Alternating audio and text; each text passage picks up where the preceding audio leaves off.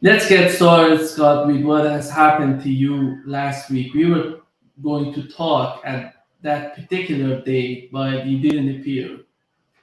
And what's going on right now? What are the latest information on that case?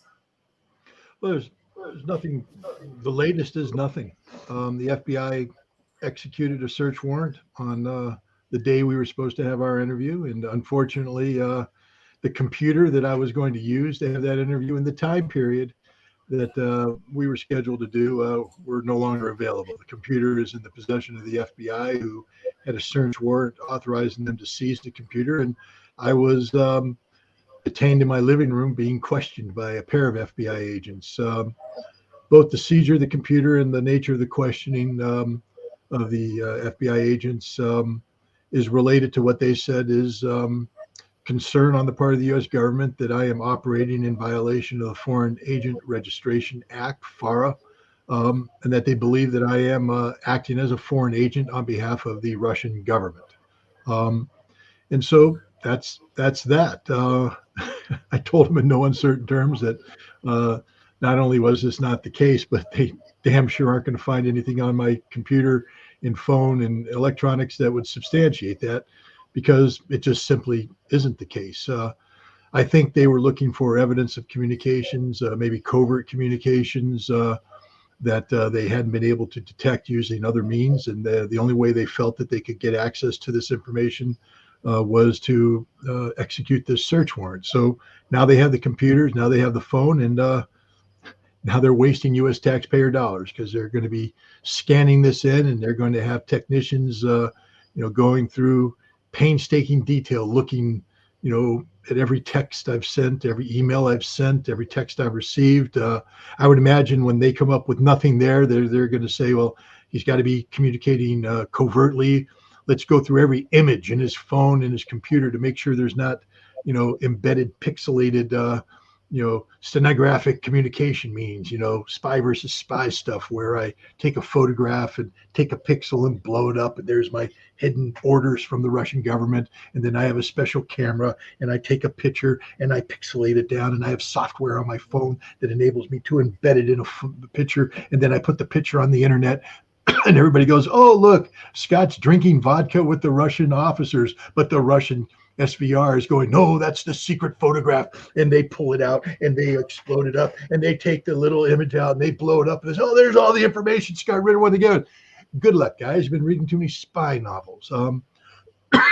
I mean, look, the Russians do use that. There's a well-known case in New York City where that's the way the Russian intelligence service communicates. So I'm not saying that the FBI doesn't have any experience in this. I'm not saying that they couldn't think that this was happening. I mean, I wish they didn't, but it's not happening, and they're going to find that out. And then the question is, what do they do next? Because you have to ask the question, why did you do this?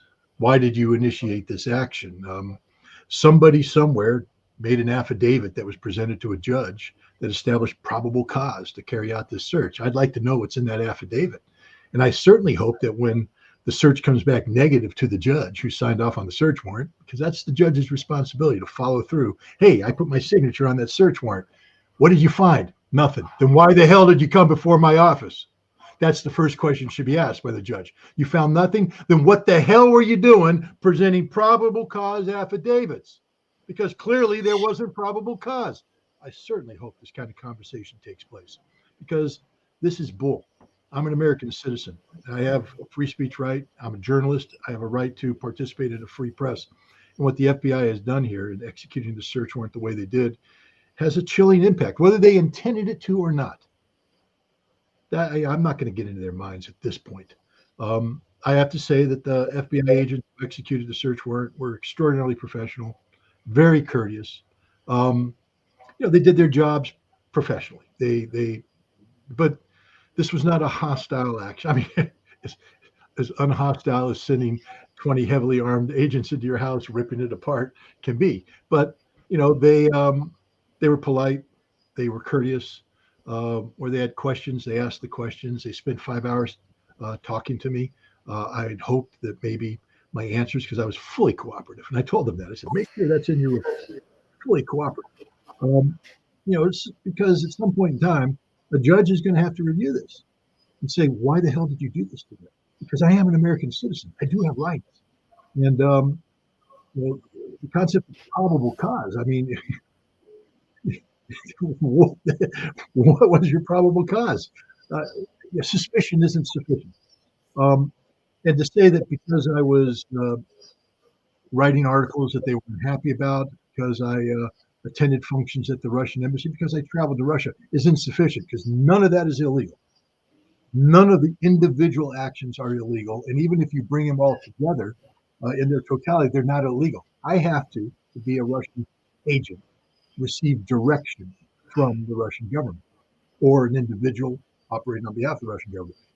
Direction. That means they're telling me what to do. That means I'm under the control of the Russian government. Now, Nima, you've known me for a little while. Do you think I'm under the control of anybody other than my wife?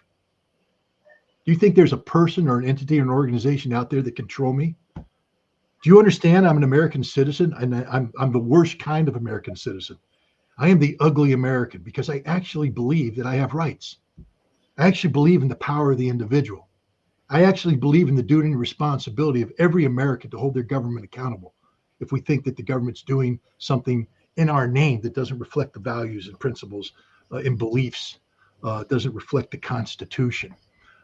It's not unpatriotic to criticize your government. It's the most patriotic act there is. And if you think for 1 second that a foreign government can control me, you're higher than a kite. And if you think the Russians can control me, I mean, I like the Russians, but I went over and did an interview with Vladimir Solovyov, the head of Solovyov, big pro-Russian on-air host, very popular. And he asked me a question, but the insinuation was that I was pro-Russian. And I cut him off. I said, no, I'm not pro-Russian. I'm pro-American. I just happen to believe that good relations with the Russians is the way to prevent a nuclear war. And that's good for America. So I believe in, but I'm not pro-Russian. I'm not here acting on behalf of Russia. I like Russians. I enjoy meeting them. I enjoy their culture. I respect them. I'm friends with many of them. I'd like to be friends with more. I'm not pro-Russian. I'm pro-American. I just think that having good relations with Russia is the best thing for America.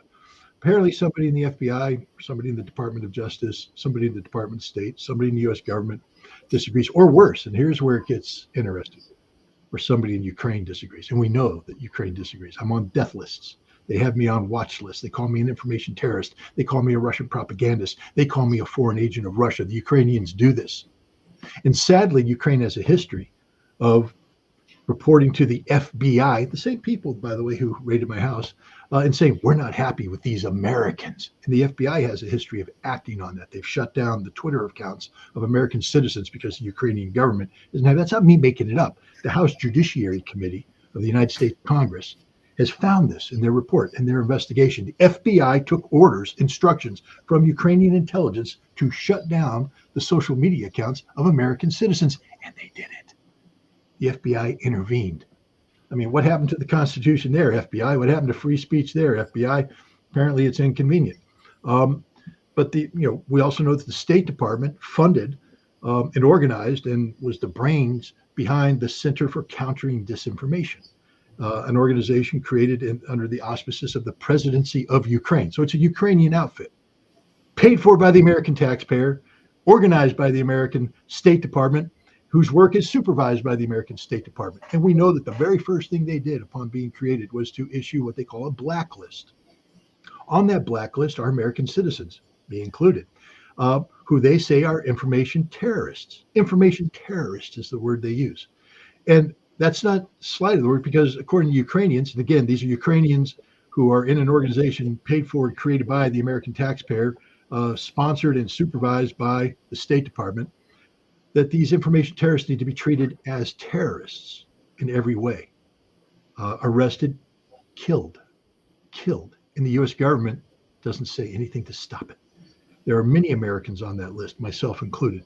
This Center for Countering Disinformation used to run basically a weekly and monthly report card. Who's the most dangerous information terrorist out there? The number one bad guy in the world. And yours truly, often featured as the number one bad guy in the world. I am the most dangerous information terrorist in the world today because apparently I'm a Russian agent and I promulgate nothing but Russian propaganda. And they put that out there in the State Department, who pays them, who makes this happen, who probably helped do that, does nothing about it. So I'm a little bit concerned that the raid that took place on my house didn't come because of some misunderstanding or miscomprehension within the U.S. government. It came because the U.S. government buckled under the pressure put on it by the Ukrainian government to shut down my voice. And that's a big problem. I mean, the other one's a big problem too, but this is an even bigger problem. And the irony is the FBI is coming at me saying, we think you're an agent of a foreign government.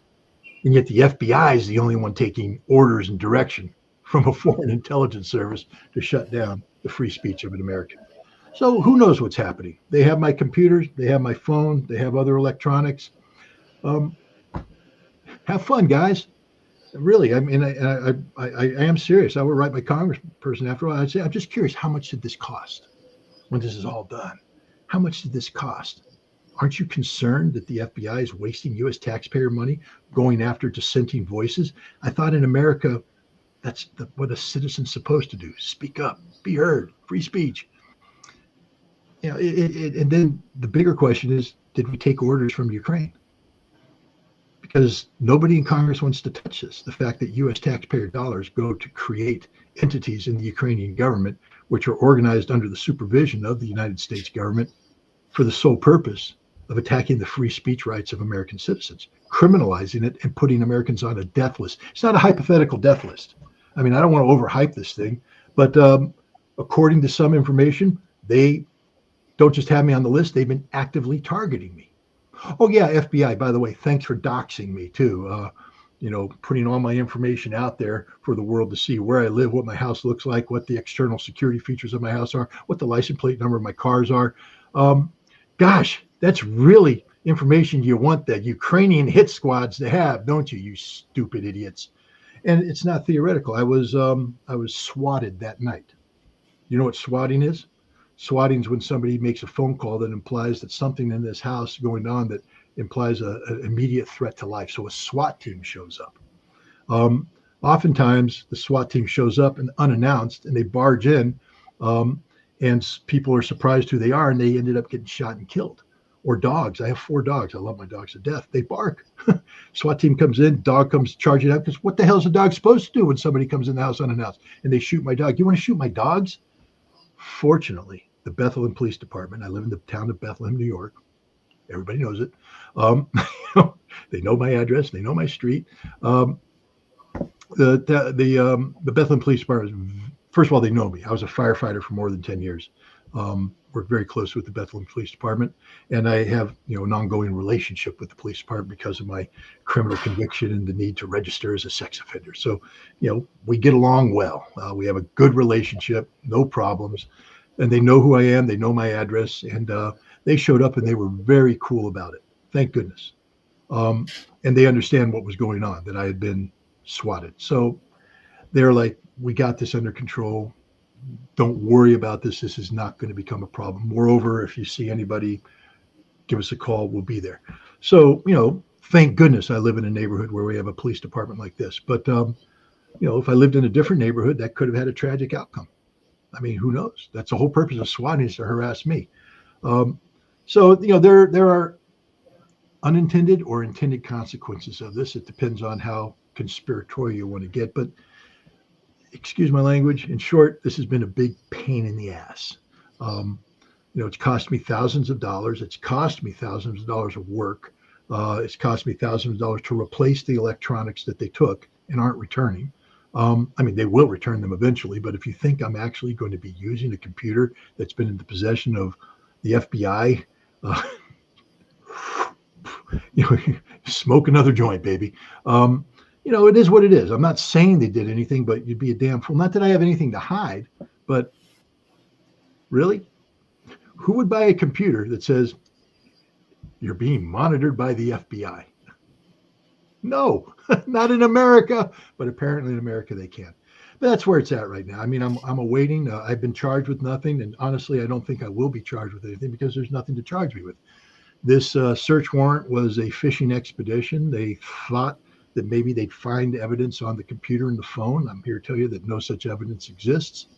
And they're going to find that out for themselves. And like I said, I hope when it shows up on the judge's desk that the judge starts asking questions like, who the hell authorized this? You gave me an affidavit that set up probable cause. You said that by going into his home and grabbing this computer, you're going to find this, but you didn't find that. So why did we invade this person's home? He's an American citizen. Why did we invade his home? And hopefully those questions are asked and answers are demanded. We'll see.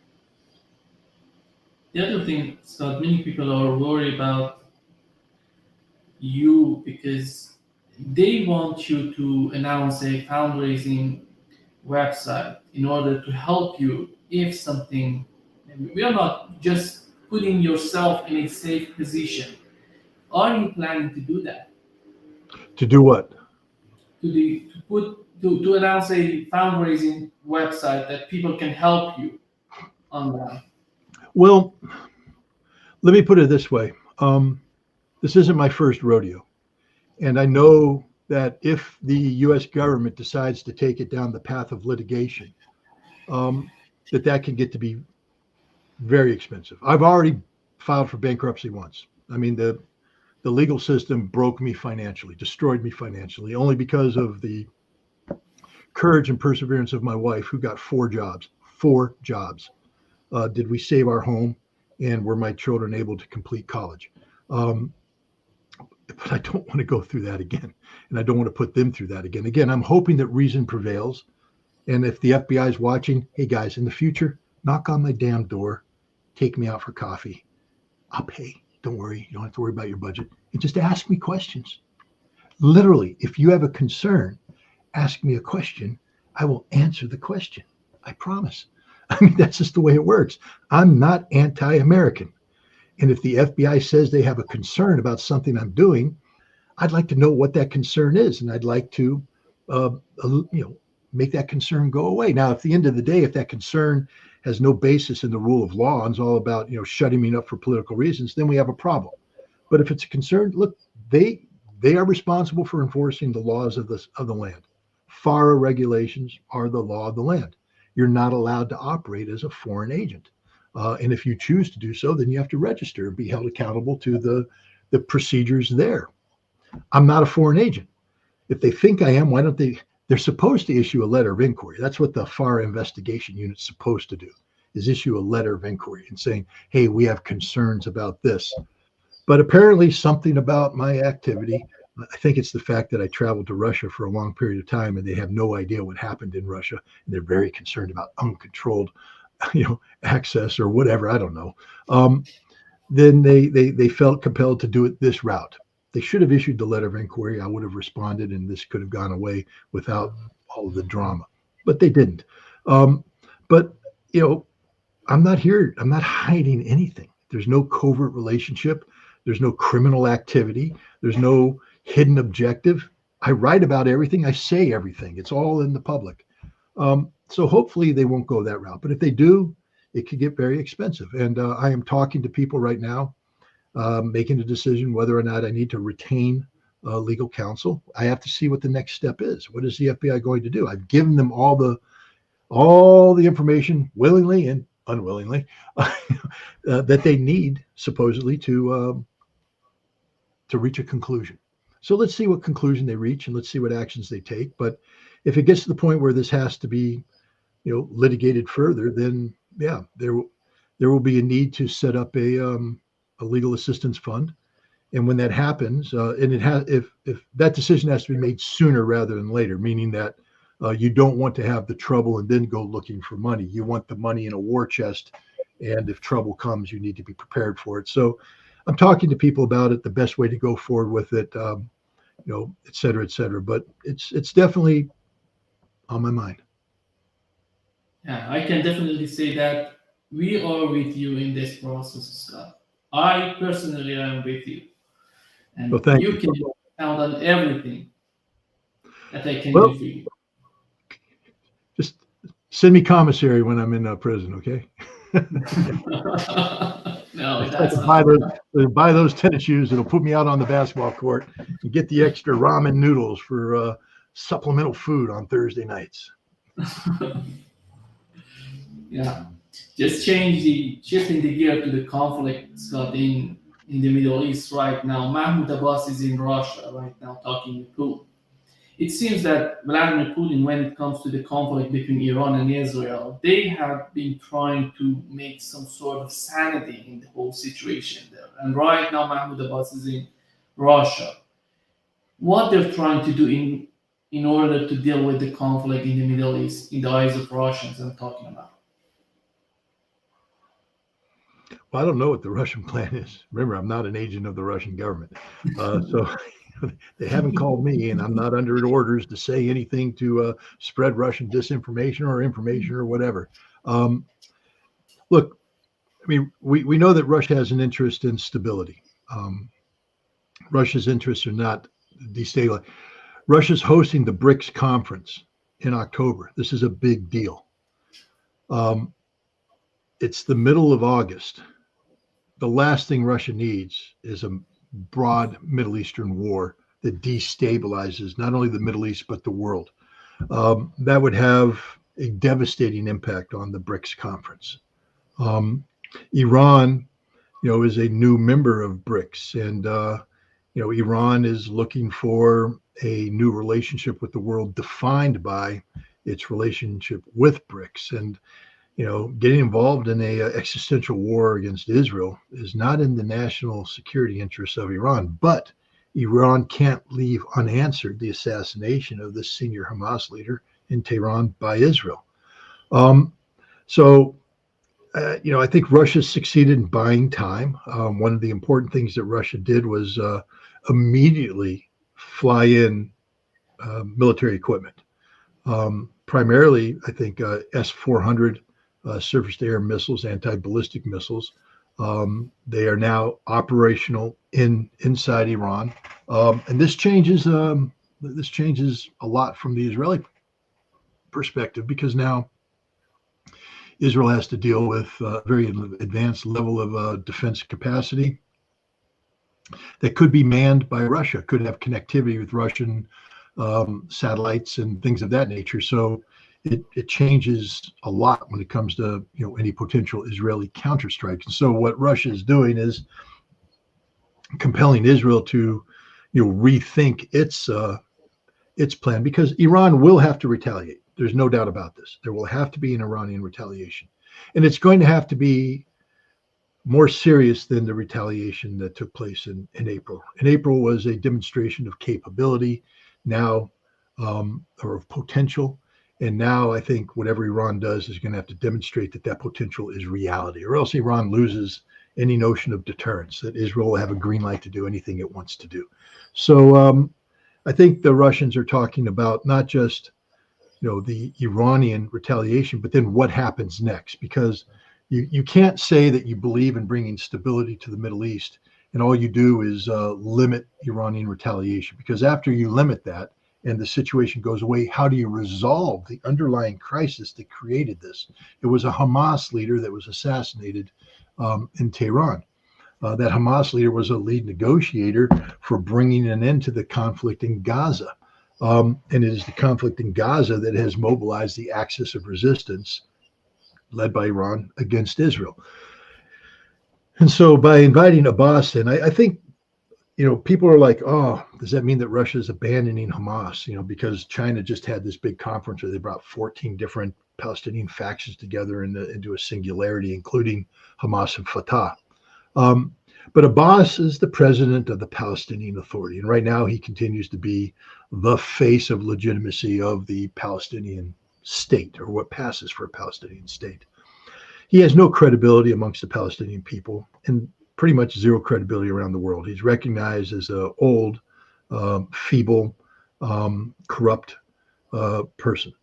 So why is Putin meeting with him? I think this might be the equivalent of Nancy Pelosi's conversation with Joe Biden, which is, it's time for you to go. You need to step aside. You need to relinquish power. If you want to live here in Moscow, maybe we'll give you a nice dacha out there, but it's time for you to get out of the way. Your day is done. You are more of a problem than you are a solution. The Palestinian people view you as a shill for Israel because you are a shill for Israel. I think that might be the conversation that's taking place in much more diplomatic terms by the Russians, who initiated, by the way, they're the ones, the Chinese may have closed the deal, but it was the Russians who originally talked to Hamas and Fatah about coming together and creating this generic governmental representation for the Palestinian people. It's absolutely essential because Israel says we will never deal with Hamas. So sort of taking the page out of the American book, back when the YPG in Syria, the Kurdish independent group, it's really a front for the PKK, which is a Turkish Kurdish independence group that Turkey and much of the world says is a terrorist organization, including the United States. And yet we're dealing with the YPG, which is an adjunct to the PKK. And the United States is like, well, we can't deal with terrorists. How do we handle this? Why don't you guys just call yourself something different? We'll call you the Syrian Democratic Forces. Problem solved. You're still the same terroristic son of a bitch we were dealing with last week. We just changed your name.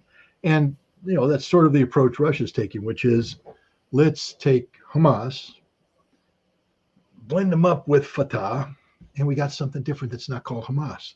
And now the Israelis will have to deal with this. That's the idea, but they can't as long as Israel keeps interfacing with Abbas.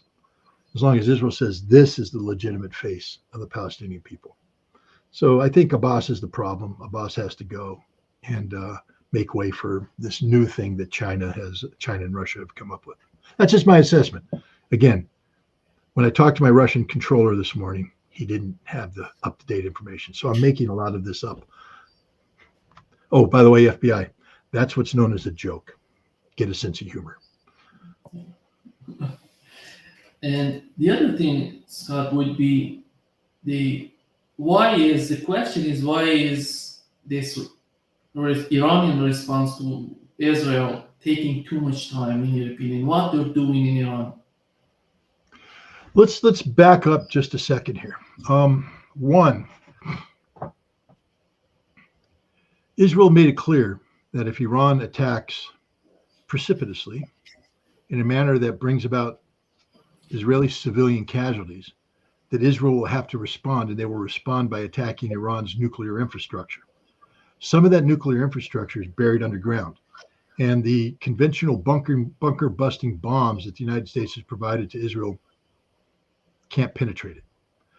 Which means that if Israel were to follow through with its threat to attack the nuclear infrastructure, and that threat was to have any meaning that you have to destroy that which you attack, Israel will have to use a nuclear bunker busting weapon. That means that Israel would use nuclear weapons against Iran. And that's really an outcome nobody wants, because that just uncorks the nuclear genie, and it will never be recorked until Israel itself is destroyed by nuclear weapons, one way or another.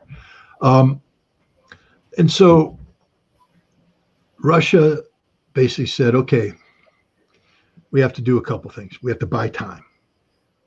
So Russia bought time by immediately opening up the floodgates and giving, I don't know if that's the FBI deciding that I needed to go out of focus or what. Let me see if I can get back in focus. Yeah, it's good.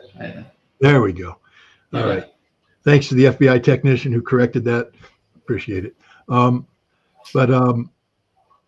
So the Russians bought time. They do that by providing capability. And the capability is designed to make Iran's nuclear infrastructure and other critical infrastructure a much more difficult target. Remember, hitting Iran is not going to be easy. Israel will have to, fly long distances. They will have to refuel, and then they will have to penetrate layered air defense to get to the target they want to bomb and then get out of there. Israel had a certain attack profile already determined based upon Iran's existing air defense capabilities.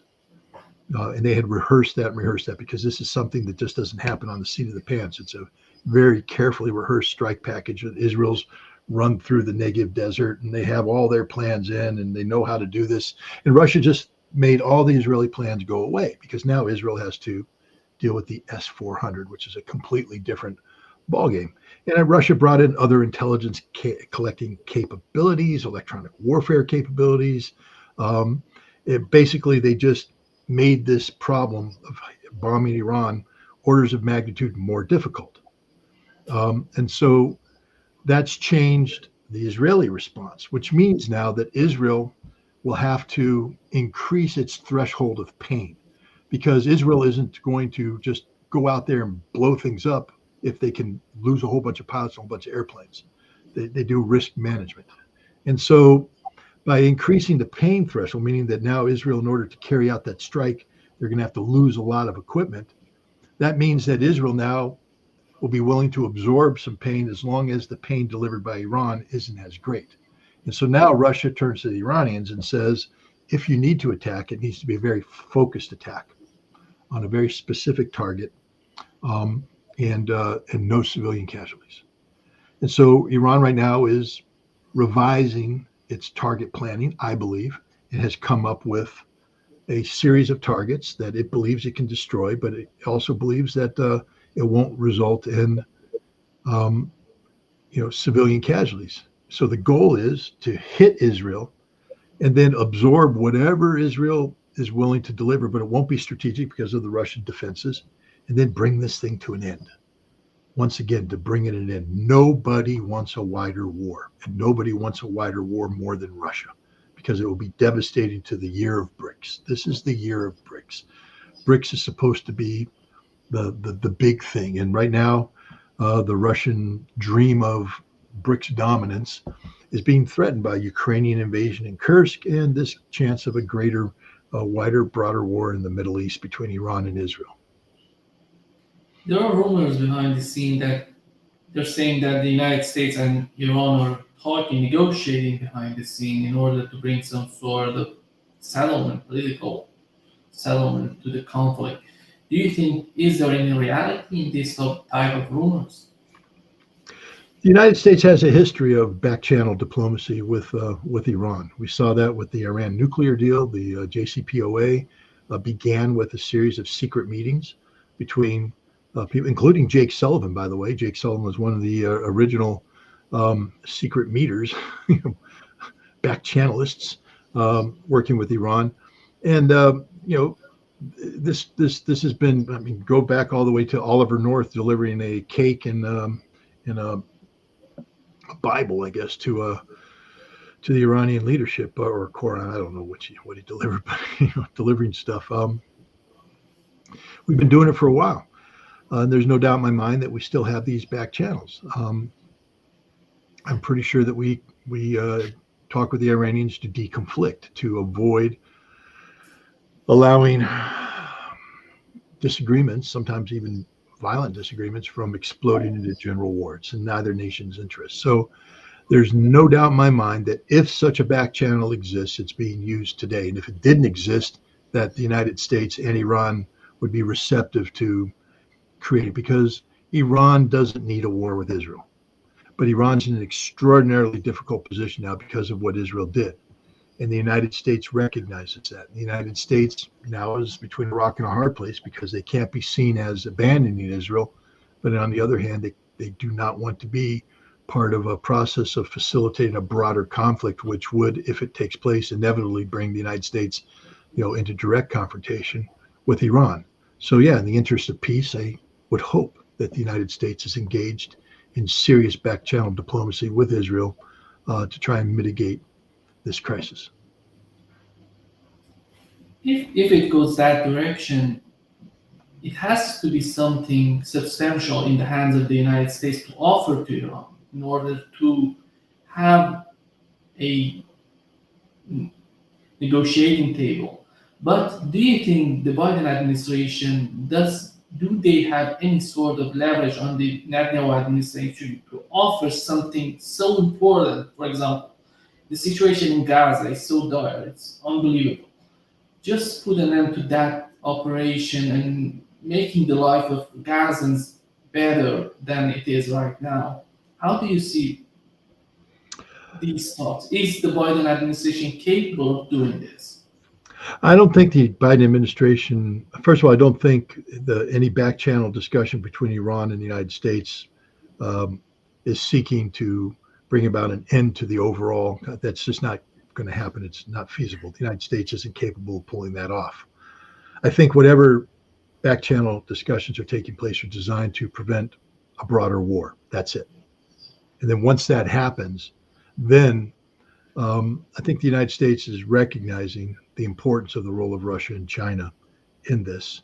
And the United States will use whatever leverage it can against Israel to try and bring the 2 points together. This is a problem that will not be solved by the United States and the United States alone. So the idea that the United States is carrying out some sort of magic peace formula behind the scenes with Russia, I think is not founded in reality. I think whatever conversations they're having are purely limited to how do we keep this war from spinning out of control? How do we convince the Iranians that while we will defend Israel and while we'll be seen posturing as being there for Israel, that we're not going to be part of any Israeli retaliation. And notice the United States hasn't screamed bloody murder about the deployment of Russian air defense systems into Iran. I mean, normally, we're going to sanction everybody. Everybody's going to die of sanctions. Nothing. Why? Because the United States understands that is actually bringing stability to the region. Because Israel's out of control. Even the United States recognizes that Benjamin Netanyahu is totally out of control. The dual assassinations that took place in Beirut and Tehran were just a direct slap in the face of the United States, where the United States told them that we're not going to support a broader war with Iran or a broader war with Lebanon. So Netanyahu went back and said, kill senior people. Now what are you going to do about it? Because America, having wrapped Benjamin Netanyahu in the flag, is now trapped. Having anointed him to be the leader of Israel, they're now trapped because, he didn't invade. The Pentagon said, don't invade. All he did is assassinate a bad guy. And the Americans were, our position is both those guys who were killed are bad guys. So how do we oppose it? Netanyahu's a smart guy, able to play the Americans like a finely tuned clock. But now he has to live with the consequences. And I think he's hopeful. I don't think Netanyahu wants a broader war either, because if there is a broader war, it's going to be devastating for Israel. Extraordinarily. And Hezbollah sent a message the other night, firing dozens of rockets into an Israeli military facility in northern Israel, and the Iron Dome didn't respond. Why? Well, nobody's talking. Did they hack it? Probably. But Hezbollah is saying, we can shut you down like that. And then the places you think are defended aren't. And if we can do it, so can Big Brother, because it was probably Big Brother that did it. If you don't think there's Iranian electronic warfare specialists embedded with Hezbollah, then you don't have any understanding about the Hezbollah-Iranian relationship. They know, Scott, from the latest attack of Iranian, the first attack of Iranian on Israel, and the United States together with the United Kingdom, they know that they're limited in defending Israel at the end of the day. I think that's the reason that they have to talk with Netanyahu and his administration. We are limited, that you have to find another way of dealing with this problem right now, because a greater war is not in the benefit of anybody, any party in this game. No, greater war. I mean, we're limited politically, domestically, politically. We're incapable of putting forward meaningful policy that can pressure Israel because of the extent of Israeli control over the American Congress, of the American presidency, of the American establishment. Pro-Israeli, resources are embedded everywhere. They're embedded at CNN, they're embedded at ABC, NBC, CBS, MSNBC, Fox. It's all pro-Israeli. New York Times, Washington Post, Los Angeles Times, all pro-Israeli. The President of the United States, owned by AIPAC. The Vice President of the United States, owned by AIPAC. The Secretary of Defense, owned by AIPAC and the defense industry. Speaker of the House, everything's owned by AIPAC. AIPAC sent a powerful message this last congressional election cycle. $100 million spent. Every single person they supported in the primary won. including one that they spent $24 million on. $24 million. We know this because they brag about it. They brag openly about it. Here I am being prosecuted as a foreign agent of Russia for nothing. And Israel is buying American politicians, and they just get away with it. I mean, the hypocrisy is just stunning. But, you know, no one's going to do anything because how do you prosecute yourself?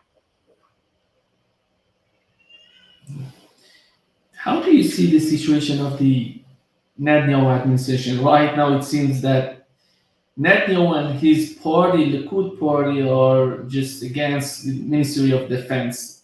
If you were to mention the main reasons of this difference between these two important players of the Netanyahu administration, what would you draw from us?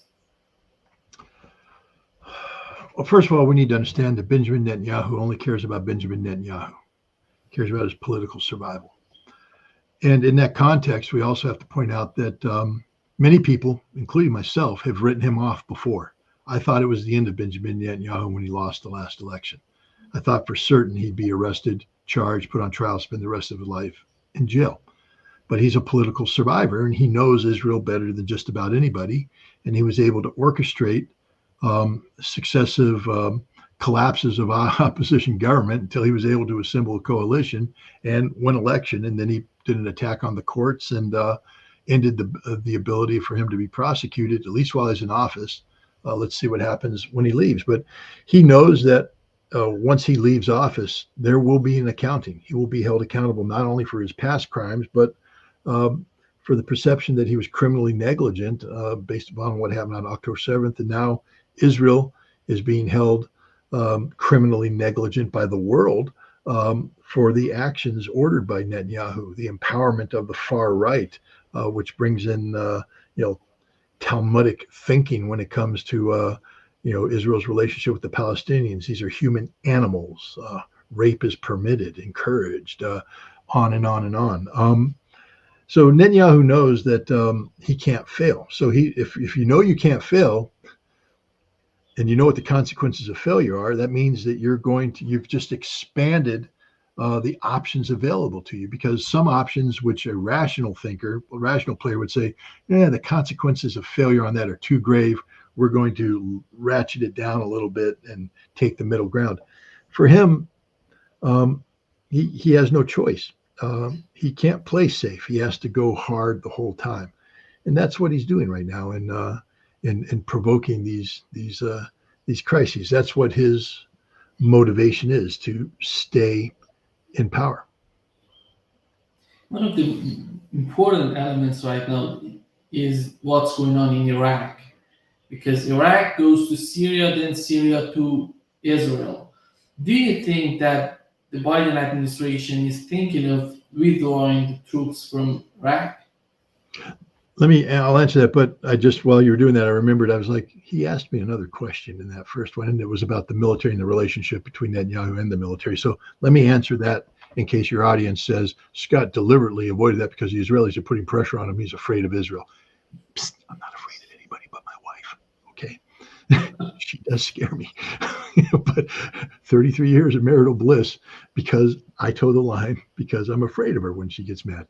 She rarely does. But other than that, there's nothing out there that I'm afraid of. I'm worried about things. I don't want things to happen. But if you honestly think that you can scare me, whether you're Israel, Russia, the United States, you can't, because what am I supposed to fear?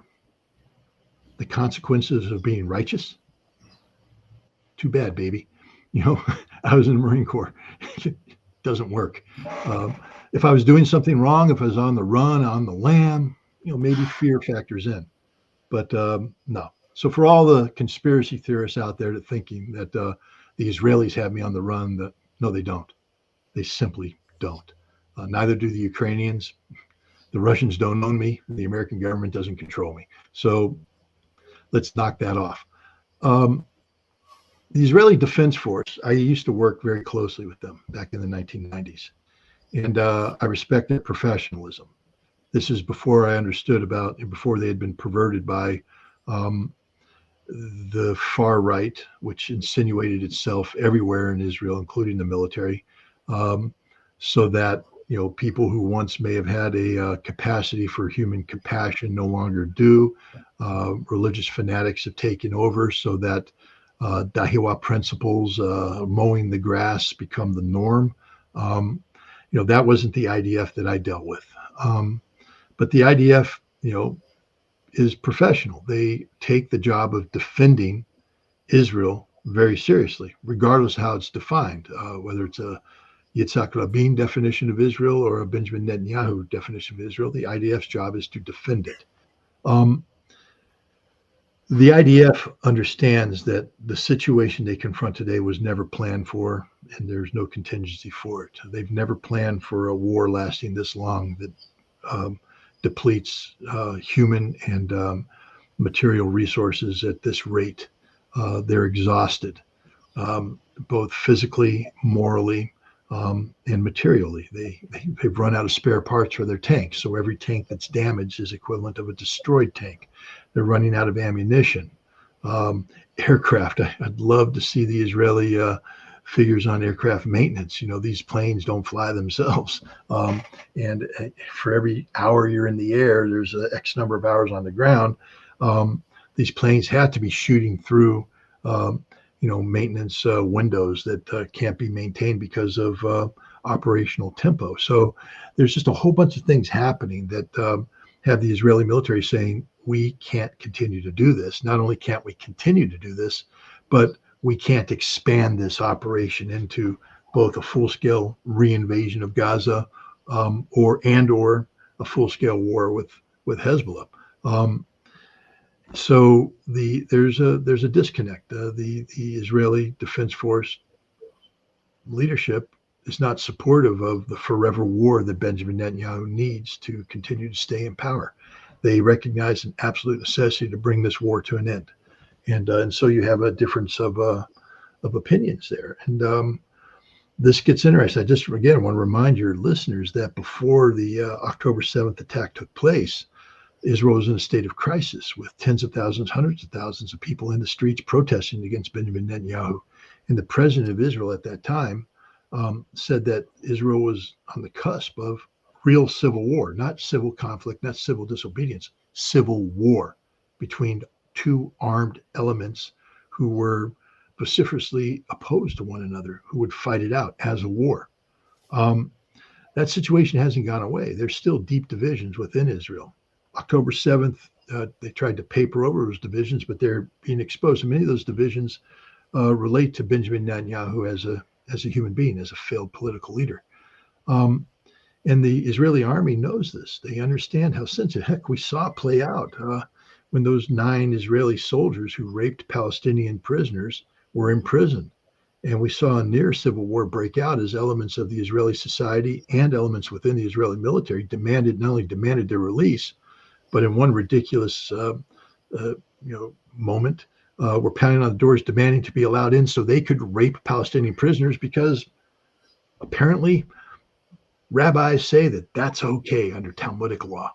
So, it's a very, very dangerous situation. The Israeli military is aware of that, and I think that's why you're seeing a split between the Israeli military and Benjamin Netanyahu. And I think the assassinations that took place, again, those assassinations would have been carried out by the Mossad, represent some sort of compromise solution within the war cabinet of Benjamin Netanyahu. And with the case of American troops in Iraq and do I think they're leaving? Yes. Do I think they'll be out in 2025? Most likely. This is an untenable situation. First of all, we don't have a solution to the ISIS problem. To solve ISIS is an ideology. And to solve the problem of ISIS ideology, you have to eliminate the attraction of that ideology to certain socio-political religious groups. As long as the United States remains in Iraq and in Syria, we are empowering the elements of Iraq and Syrian society that are sympathetic to the ISIS cause. This is basically tribal in nature, regional in nature, but it it's definitely contributed to by the presence of American troops. Anybody who's fought terrorists and knows about low intensity conflict understands this. If you go out and kill 5 bad guys, you gave birth to 500. And that's what's happening right now. We have special forces operating in Iraq and Syria that are going out and popping off a couple bad guys here and a bad guys there, but it's not changing the outcome. You can't defeat an ideology. And it's becoming more and more difficult to logistically sustain this military footprint in Iraq and by extension Syria, because Syria doesn't exist without Iraq. Understand that if we withdraw from Iraq, we're leaving Syria, because the logistics hub, which goes from Kuwait all the way up to Erbil and then crosses over into Syria, if you eliminate that, you take out the Erbil base. Now, one of the interesting things is when we speak of an American withdrawal, are we talking about from all of Iraq, or are we only talking about from the part of Iraq that the Kurdish Regional Authority doesn't command? But the Kurdish Regional Authority their back was broken a while ago when they tried to make a move on the Kirkuk oil fields, and the Iraqi army came in and shut that down. So the idea of a genuinely independent Iraqi Kurdistan I don't think that's no longer viable. So I think that when they talk about the removal of American troops from Iraq, they're just talking about all of Iraq. And if you remove Erbil, then you're out of Syria. So I think you're going to see Syria withdrawn, Al-Tamf withdrawn, and then we're going to begin to withdraw from Erbil, and then we're going to make the retrograde down to Kuwait, and then we go home. That's what I think is going to happen, because this has become untenable for the United States. Too many political questions are starting to be asked about why we're there. What's the reason?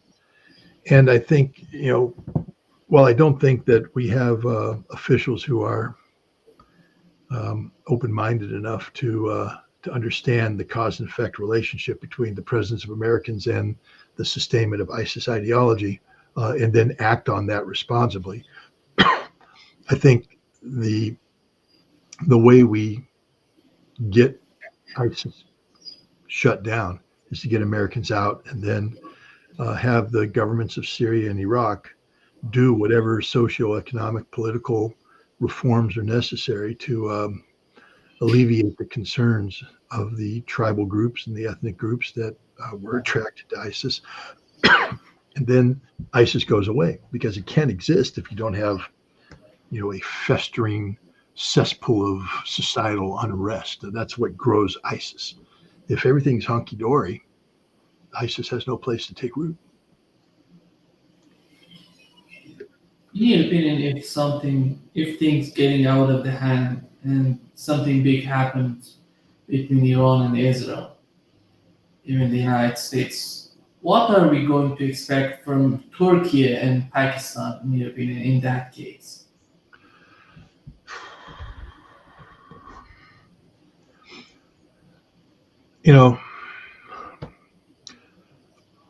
Both Turkey and Pakistan, but especially Turkey, are prisoners to a domestic political reality that ends up impacting foreign policy decisions more than we in the collective West truly understand.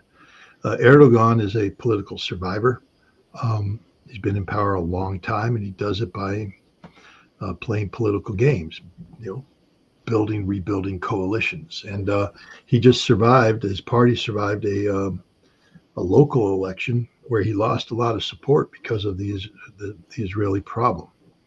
And so he is embracing policy directions, articulating policy, saying things that seeks to repair the damage that was made between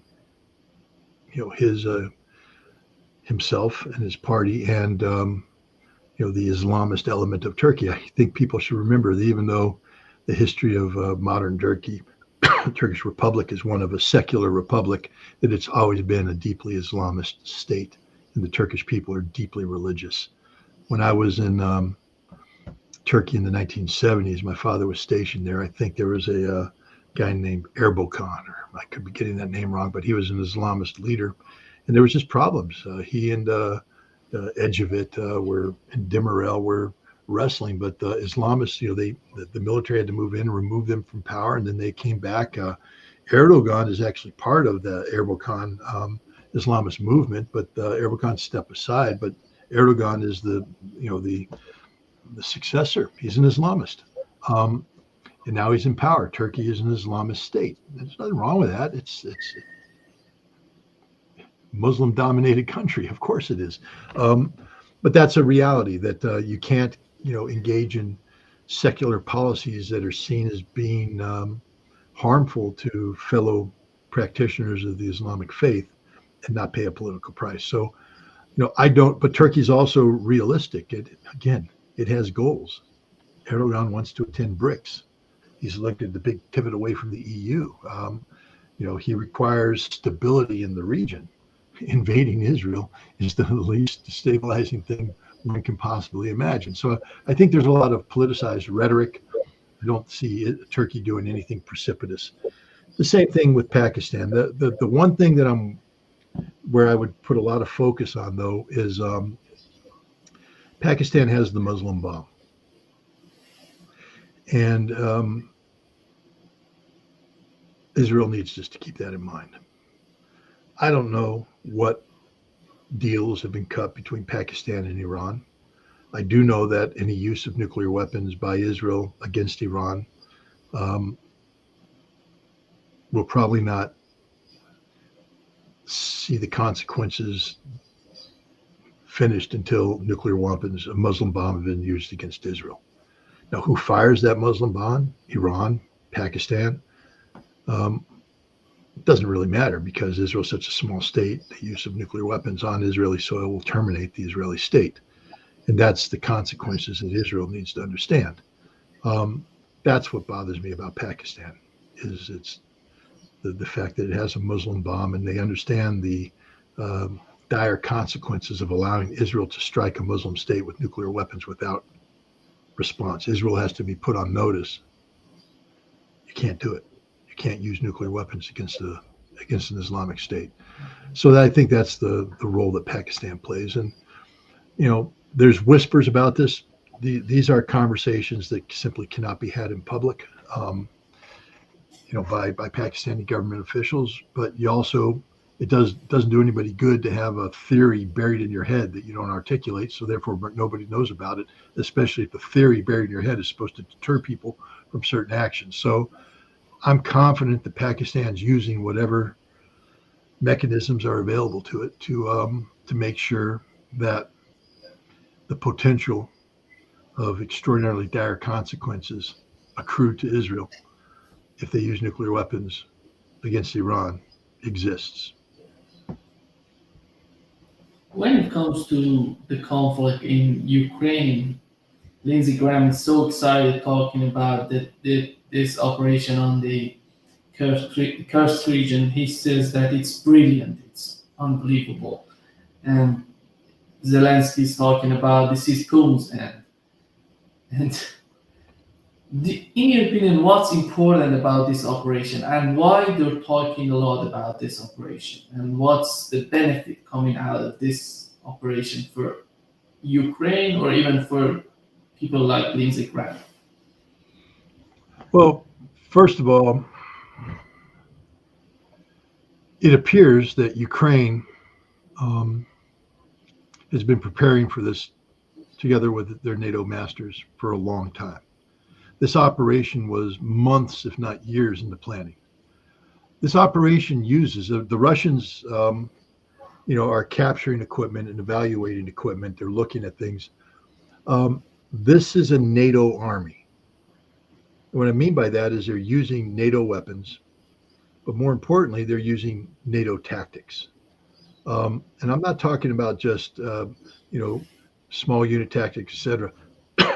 We're talking about the next phase of warfare, where each piece of military equipment, each soldier is linked collectively into some sort of singularity of information resources that can be communicated to a remote command post that has total situational awareness and is able to direct things. They have intelligence beamed in on this, and real time, they're able to predict Russian movements and anticipate Russian movements. They're deploying new generations of drones, including some high-speed drones that are being used to shoot down Russian helicopters. Um, uh, these are the best troops in Ukraine, the best equipped, the best trained. They've been trained by NATO, by the British, by the Americans, um, and they're in it to win. I mean, this is the thing people have to understand is that this isn't a limited incursion. This is an effort to defeat Russia on the battlefield, to capture a significant part of Russia, to disrupt significant parts of the Russian economy. I mean, two of the objectives are this oil transfer station and the Kursk nuclear power plant. These are objectives to be disrupted, damaged, destroyed by the Ukrainian invader, but they're supposed to hold on to this territory, not give it back. Um, this is a Western army that went in. This is a NATO army that went in, fighting the next generation war that NATO, all NATO troops are being trained upon. The irony is that apparently only the Ukrainians know how to do it now. This is a totally different approach than it was taken in the summer of 2023 when the Ukrainians launched their big counteroffensive that failed dramatically against Russian defenses. The Ukrainians and NATO recognized by late summer, early fall of 2023 that they can't do that again. And they've been husbanding resources that should have gone to the front lines to fill the gaps. But Ukraine has sacrificed so many troops in the Donbass fighting a futile fight, buying time so that this new NATO army could be built. And look, they've got the M1 tanks. They've got the Leopards, they've got the Bradleys, they've got the Strykers, they've got the Martyrs, they've got the Caesar artillery, M777, they got the HIMARS. It's all there, all integrated using Starlink and other communications capabilities that are managed by Americans and NATO people. They have embedded the Ukrainian force with facilitators, whether you want to call them mercenaries or sheep dipped, doesn't matter. They're not Ukrainian. And many of the combat forces are literally Polish army forces that have been redesignated as Ukrainian forces. There's some French combat units. We're talking about, company-sized units of Frenchmen that fight as a unit under the flag of Ukraine, but wearing the French arm patch. There's lots of Americans there. So this is it. This is the strategic reserve of Ukraine. And the idea that they would throw it away in a futile effort is absurd. The Ukrainians believe they can win. The Ukrainians believe they are winning. Now, I've spoken to Russians and I listened to Abdi Aladanov, and the Russians, of course, are of a different opinion. And I think the majority of the West shares the Russian opinion, meaning, wow, Ukraine, good job. Nice little temporary victory. But what happens when Russia starts to grind you down? But the goal here was to inflict political damage on Russia, to embarrass Vladimir Putin to an extent that succeeded. But you have to understand that Putin is untouchable in this regard. He just won an election. He has 80% support of the population. So the idea you're doing political damage to Putin is absurd. You're actually just strengthening him because the Russian people are programmed to rally around their leader, and now all of Russia is rallying around this cause. One of the goals was to divert Russian military resources away from the Donbass, from Donetsk, Lugansk, Zaporizhia fronts. Nope, those forces have remained intact, and they continue to advance. People have forgotten that Russia's taking 5, 6, 10 kilometers worth of territory a day, and this inexorable advance across the Ukrainian plains of Donbass. And then the other one was to do not just political harm to Putin, but to break the will of the Russian people, and they failed on that. Can the Ukrainians dig in and hold off the Russian attacks and then say, aha, we got a piece of territory in Kursk that we'll trade you for Kherson? The West loves this idea, but it's stupid because Kherson is Russia. It's been accepted into Russia constitutionally as part of Russia, and Russia is not in the business of giving Russia away. So, it's one of those non-starters. You just have to scratch your head and say, why did you even think that was a possibility? But that's where they're at. And the last thing is to create they're trying to convince the West that the investments that the West has made has been worth it. Now, Ukraine is losing everything. So for this gambit to work, the West will now have to double down on providing new Abrams, new Leopards, new Bradleys, new Martyrs, because they're being burned through right now in significant numbers. Ukraine needs more Western aid. That Western aid was slowing down. Ukraine's hopeful by carrying out, what it is claiming is a successful military attack against Russia and Kursk, that the West will step up to the plate. I don't think the West is buying into it, to be honest. And I don't think the Ukrainian army is buying into it anymore either. They're in a very difficult situation. And it's one that,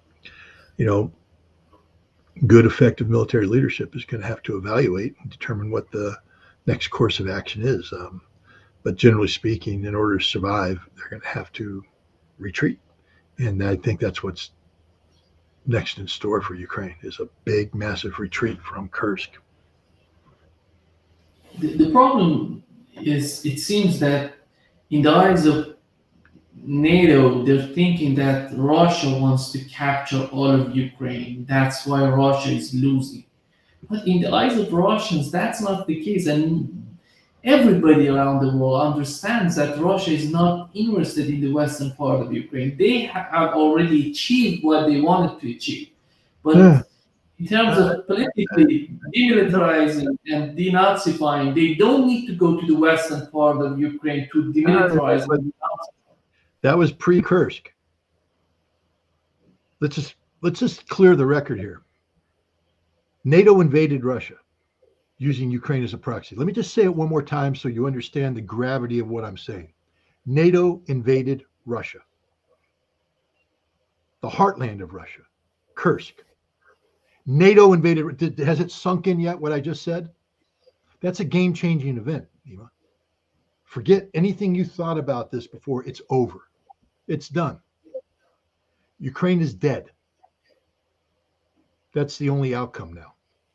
Ukraine is dead. Now the question is, does the West want to die alongside it? I spoke to a Russian official today, and he wouldn't get specific, but he basically said, this decision's already been made, and you'll know what I'm talking about when it happens, and it won't take too long for it to happen. See, Ukraine and the West have been laboring under this perception that Russia's at war.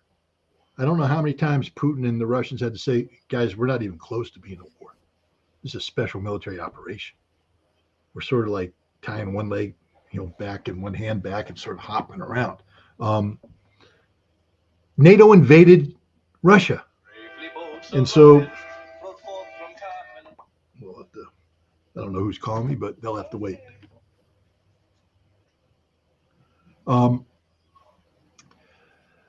NATO invaded Russia. So this is going to bring about a terrible Russian response. It's the end of Zelensky's regime. It will not be allowed to exist. It's the end of Ukraine. Dmitry Medvedev hinted at what the consequences will be. Odessa, Dnipropetrovsk, Nikolaev, Kharkov, and now Sumy. See, Sumy wasn't on that map anymore, but now it is.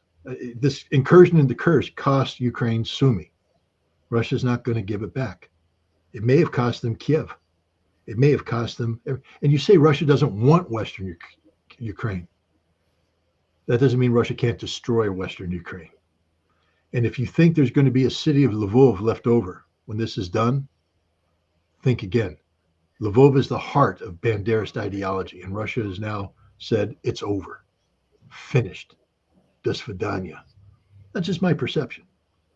But I have to tell you that this official who is connected, he's in government, made it clear that Ukraine is going to learn what war is in the very near future. And he said it will send a shiver down the spine of everybody in the West. So congratulations, NATO, you idiots. You invaded Russia, and you didn't think there was going to be a price to be paid. And the other thing that the individual said is bases operating on NATO soil that are being used to support this are no longer off limits. So I think Russia's going to hit Ukraine and show the world what war is. And as he said, you guys think we haven't been developing weapons, that we don't have weapons. We are going to basically unleash some new weapons that will show the West that what will happen to you if you want to go to war with Russia. If you want war with Russia, what will happen to you? Because it's about to happen to Ukraine. And then I think Russia is going to say, you have F-16s operating on Romanian soil? No, you don't. They no longer exist. Neither does the air base where they were at. You don't get to support your war against Russia in Ukraine using bases in Poland and Romania because you invaded Kursk. You invaded Russia. NATO invaded Russia. I just want everybody to understand what happened, what is happening, and why it's going to be a game-changing event, at least according to this Russian politician. Now, could he be blowing smoke? He didn't seem to be the kind of guy that blew smoke, but we'll find out. The other thing, Scott, in Germany, they're bragging that German tanks on the Russian soil. It's unbelievable when you look at Germany and the way they're hurting themselves because of the conflict in Ukraine, and they're not gaining anything but losing. How we can understand their behavior in your opinion? Yeah, people got mad at me when I said it before, but I'll say it again. Scratch a German, you get a Nazi. If you're a German and you're proud of the fact that German tanks are operating on Russian soil, not just in Ukraine, but on Russian soil, in Kursk, means you're an idiot and you're a Nazi at heart. Means you have the same DNA as your Nazi forefathers and you believe in the same things. I think Dmitry Medvedev said it best, that if you're proud about having a new generation of German tanks on Russian soil, then we'll be more than happy to upgrade the Russian tanks that are mounted on the plinths outside of the German parliament in Berlin. Right now they have two T-34-85s, which were part of the Russian force that captured Berlin from the Nazis. What game does Germany want to play? Russia's fed up. I don't understand. At least General Cavoli understands that. He said, when this ends, he said, we will be facing the largest military in the world, the most powerful military in the world, governed by a very angry government. NATO invaded Russia. NATO invaded Russia. There's no equivalency. You see, people are like, well, Russia invaded Ukraine, therefore Ukraine can invade. No. Ukraine had an illegal Western coup that removed the constitutionally elected government, replaced it with ultranationalists who then declared war against Russians, ethnic Russians, Russian culture, Russian language in the Donbass, slaughtering the Russians, and eventually compelling the leader of the Russian people to intervene to save the Russians. There's no equivalency here. These are bad people. These are Banderas. These are Nazis. Well, the Germans know this because they're Nazis too. Scratch a German, get a Nazi. Germany, prove me wrong. Prove me wrong. Hold accountable those politicians, those military people who are gloating that there's German tanks killing Russians on Russian soil today.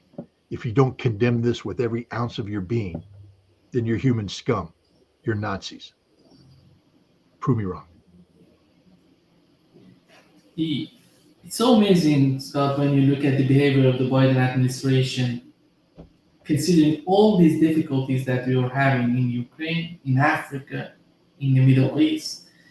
And they could have they could have some sort of relationship to work with each other in order to bring these tensions down, or for the benefit of all the parties involved.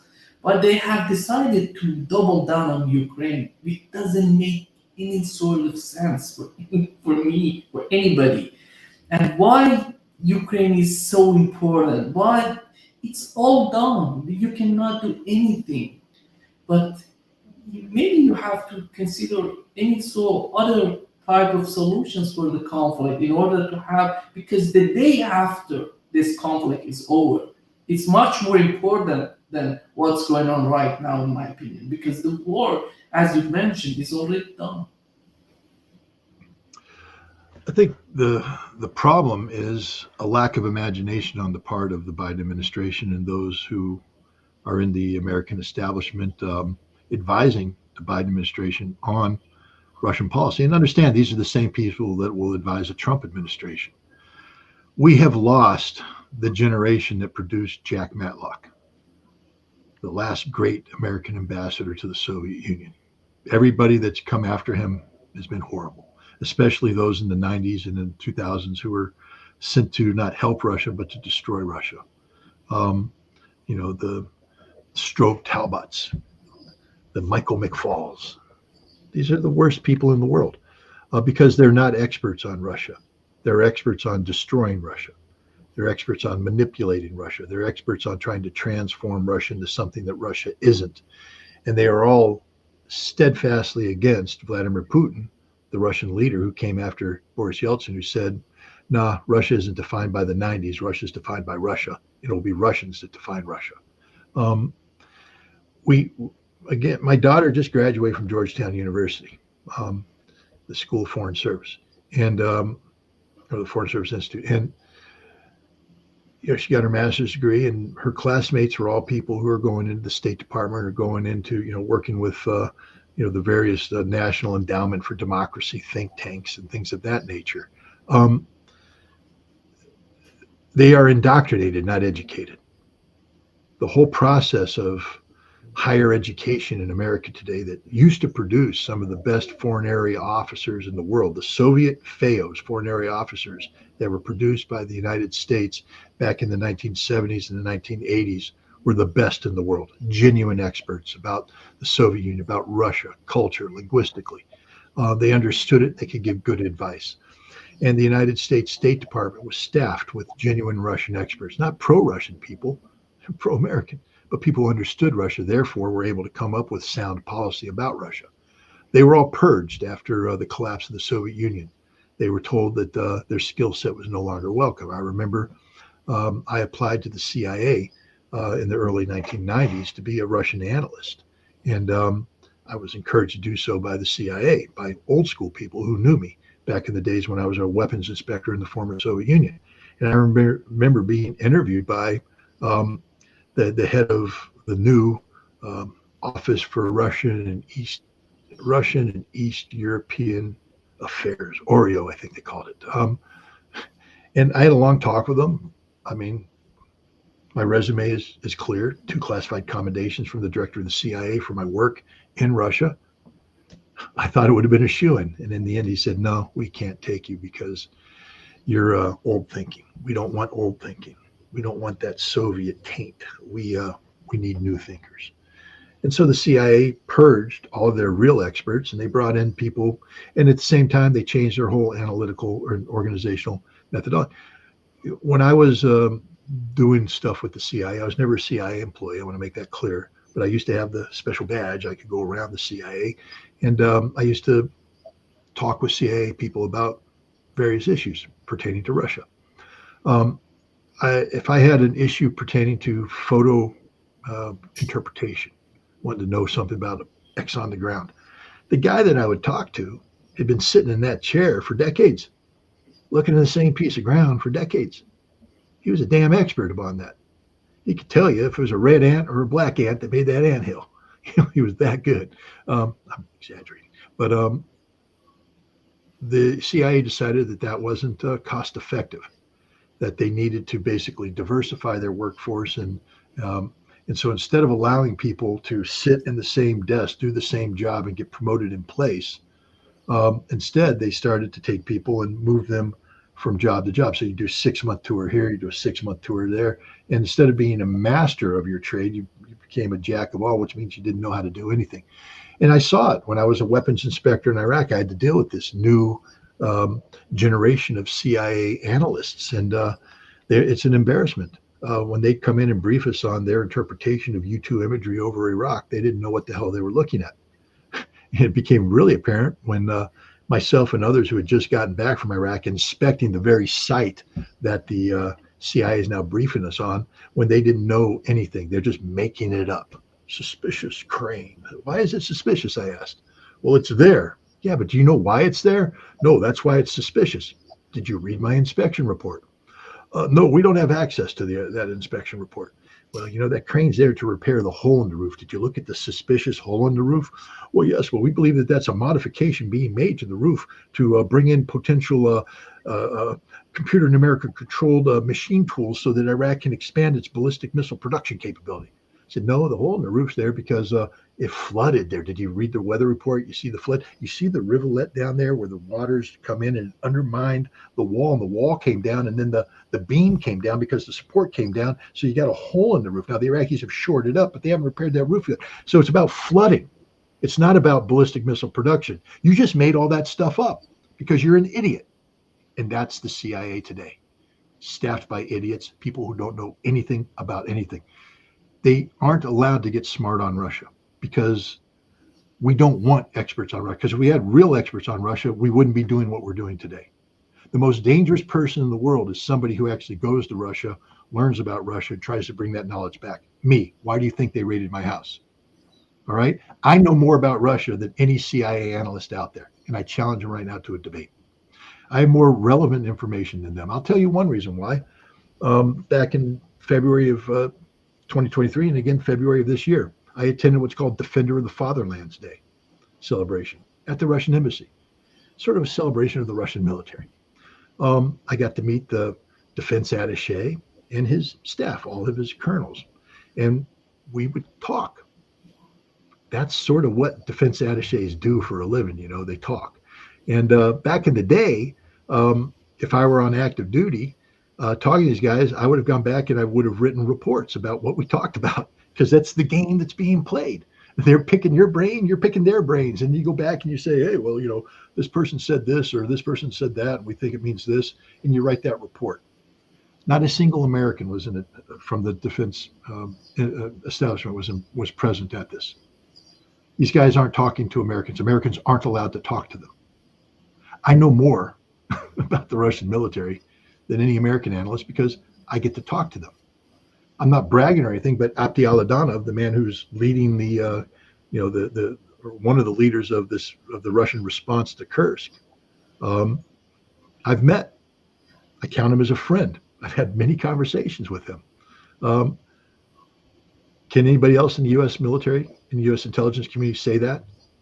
Have they sat down with Ramzan Kadyrov and talked to him? Have they talked to Adam Delikanov? Have they talked to Lord? They don't know anything about Chechnya or the role that Chechnya plays. I'm not saying that you have to sit there and support Chechnya and support all this. I'm sympathetic to them, but I'm not here to support anybody. I'm here to learn the reality. I know more about Chechnya than any CIA analyst because I spent more time in Chechnya than any CIA analyst. I know more about Russia and the interior of Russia. I know more about Novosibirsk industrial capacity or Kursk or Ekaterinburg. Why? I've been there. I've talked to the people. Not as a spy, just as an American citizen. But I'm the most dangerous person to the United States government because I know the reality of Russia. And they don't want this reality transmitted to the American people. That's a threat. The CIA is weak. The State Department has no Russian experts. None. They have experts in manipulating Russia. But they don't have any Russian experts, people that can sit down and say, yes, let's converse. Jack Matlock was a Russian expert. Michael McFaul was not a Russian expert. That's the difference. The other thing, Scott, would be the Shoigu is talking about sending military equipment to Serbia. And how do you find, we had large protests in Serbia against some companies. And right now they're talking, how do you see the relationship between Russia and Serbia, and where is that going? How do you find the way that it's going right now? Serbia and Russia have, historically have very close relations. They're brother Slavs. There are some difficulties with the current Serbian government, which has often yielded under pressure from the European Union and NATO to do things that can be interpreted as anti-Russian. But Russia understands this. If you listen to the statements made by the Russian Foreign Ministry, they say, we understand the pressures that Serbia is under. We understand the realities. Russia thinks strategically. And so they're not going to have a knee-jerk reaction that damages relations. They're just going to ride out the storm because Russia is confident that eventually the West will do something that brings Serbia inexorably into the Russian corner. And that's what's happening right now. The West is seeking to try and put a color revolution together in Serbia to overthrow the Serbian government. And Russia won't let that happen. And so that's what's going on. Russia's with Serbia and will stand with Serbia and will not allow Serbia to be brought into the Western orbit. Is that the case in Georgia as well? Do we have any sort of information coming out of Georgia right now, or the case the case is gone? It's not working anymore. The United States lost Georgia. We had Georgia. We owned Georgia. Georgians were with us. My daughter was a Peace Corps volunteer in Georgia, spent 2.5 years there. You really have to screw up to lose Georgia. Georgia was so firmly inside the American camp, so firmly inside the European Union camp, that they passed a constitutional amendment that said that we have to become part of the European Union. That's done now, finished. I mean, the amendment's still there, but it's just not going to happen. Why? Because, again, we don't have Russian experts. We have people who are experts in manipulating and exploiting Russia. And what the Georgian people learned is that whatever Georgian experts we had aren't friends of Georgia. See, the United States is incapable of being a friend of anybody. We're only friends of ourselves. We use everybody. If we had just simply put on our thinking caps, asked ourselves what are the highest priorities for the Georgians and how can we meet those priorities, the Georgians would have bent over backwards for us. You don't have to have Georgia in NATO for Georgia to be in NATO. Anybody who understands Georgia knows what I'm talking about. We already had a Georgian military that was training with NATO, equipped with NATO, everything but NATO. You don't have to have Article 5 protections for Georgia. First of all, it's unrealistic as long as Abkhazia and South Ossetia continue to be disputed territories. Imagine if the United States actually articulated a plan, a realistic plan for getting Abkhazia and South Ossetia back. Imagine if we told the Georgians that in order to do that, you're going to have to improve relations with the Russians. You're going to have to. Now, that doesn't mean that you walk away from the United States. Imagine if we're the country that's facilitating this improvement of relations so that Russia feels comfortable with Georgia being reunited and also being in the Western orbit. See, if we cared about the Georgians, we wouldn't have to stick a thumb in the Russian eyes. We would teach the Georgians to peacefully coexist with the Russians. We would be like the Russians, thinking strategically long term. You see, once Georgia is reunified, and then Georgia now is inclined to say, hey, we can peacefully coexist with Russia and have good economic relations. They need good economic relations, but we can be part of the West too. They can join the European Union. See, the European Union never really wanted them. That's the thing. NATO never wanted them. The European Union never wanted them. It was never going to happen. We were simply using Georgia as a tool to take down Russia. And the Georgians woke up to that reality. Fortunately for Georgia, the Georgian Dream government woke up to that reality in time to check it and save Georgia. Otherwise, Georgia would have gone the route of Ukraine to be a destroyed nation. And it's a very small nation. It can't absorb the damage that Ukraine has. The Russian-Georgian war would be over very quickly, and it would have been devastating for Georgia. So America lost Georgia because, again, go back to what I told you before. We don't have Georgian experts. We don't have Russian experts. And we don't have people that look out for the best interests of nations that we ostensibly call our friends. Russia, on the other end, does have Georgian experts. Russia does have a deep desire to be friends with Georgia. They've been friends with Georgia forever. The Soviet Union incorporated Georgia. My wife is Georgian. She was educated in Moscow. She viewed herself as a Soviet, which means that she recognizes, not just that she's Georgian, but that her friends, her relatives, her comrades, her colleagues are Russians, they're Ukrainians, they're Belarusians, they're Uzbek, they're Tatars. They're part of this great, conglomerate of peoples that, even though it's not the Soviet Union today, still should have a fraternal sense of belonging. The United States doesn't recognize that. We want to undo decades of history and social conditioning of economic reality simply to stick it to the Russians without any concern what the consequences to the Georgian people would be. Yeah. Just to wrap up this session, Scott, the other decision that the Biden administration has made was sending weapons to Saudi Arabia right now. They're talking about the Biden administration has decided to send weapons, to sell weapons to Saudi Arabia. Why they have decided to change their policy? Because they're losing Saudi Arabia. Saudi Arabia's gone. Chinese came in, brokered a reconciliation between Saudi Arabia and Iran, breaking the Sunni wall that was supposed to be confronting the Shia crescent. Saudi Arabia, is BRICS. Iran's BRICS. If you're members of BRICS, you're talking about economic cooperation designed to be to the economic and social and political benefit of both nations. The United States, again, Dwight D. Eisenhower warned us about this. The military-industrial complex has taken over America. We only know one thing, and that's war. That's all we know. It's the only thing we can do. If we want to improve relations with nations, we promote war so we can sell them weapons. Look what we're doing with Georgia. We'll help your military, but you need to go to war. If you don't have one, we'll find one for you. You want to come and fight in Iraq for us, even though Georgia has nothing to do with Iraq? Come on, we'll help train you. Want to go to Afghanistan? You have even less to do in Afghanistan, but come on. Oh, wait, we need you to go to Ukraine and go to war instead of a second front. That's all we know. There's no constructive diplomacy out there, none. We have ceded diplomacy to the military. And so right now, in a very complicated and difficult situation, our only solution is to sell Saudi Arabia weapons, as if that's going to buy them. I think we've lost Saudi Arabia. We haven't recognized it yet. I don't think this sale of weapons is going to change anything. Thank you so much, Scott, for being with us today. Great pleasure as always. Thanks for having me, and I hope to see you again next week, but that's up to God and the FBI. So definitely guidance.